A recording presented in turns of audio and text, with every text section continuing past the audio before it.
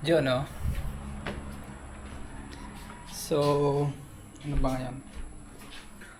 August 2024. Yun, no? Update. Update lang, no? Sa semen retention journey.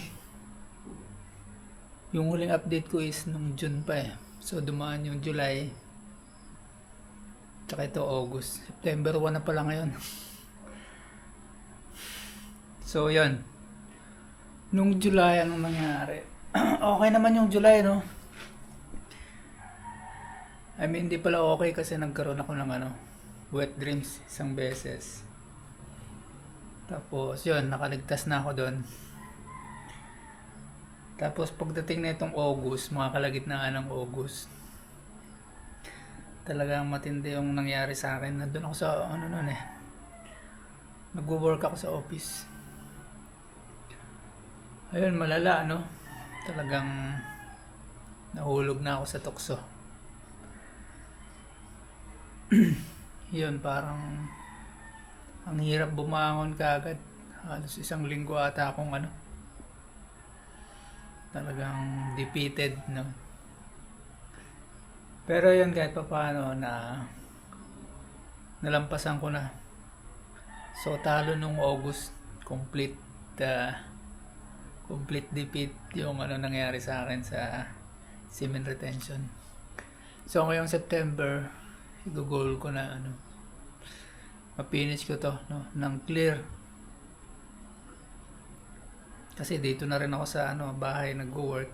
So wala nang masyadong nakikitang temptation yung mata ko, no, na pwedeng mag-trigger sa akin ng last. Yun. Ano bang pinagkakaabalaan ko ngayon? Yun, yung tungkol pala sa nag-aaral kasi ako ng Japanese eh. Entry level na yung kinukuha kong exam. So yung result is failed. So yun, ganun talaga, no? Isa na rin to, babalik ako sa pag-aaral ng Japanese ulit. Pang distract, no? Sa mga temptation. Tapos bumili na rin pala ako ng motor. So bukod sa bike, may motor pa akong ngayon, pinagkakaabalahan. Yun lang naman yung mga enjoyment ko sa enjoyment. Ayun lang yung enjoyment ko sa buhay ngayon. 37, ngayon pa lang nagka-motor, no? 37 sa 2024.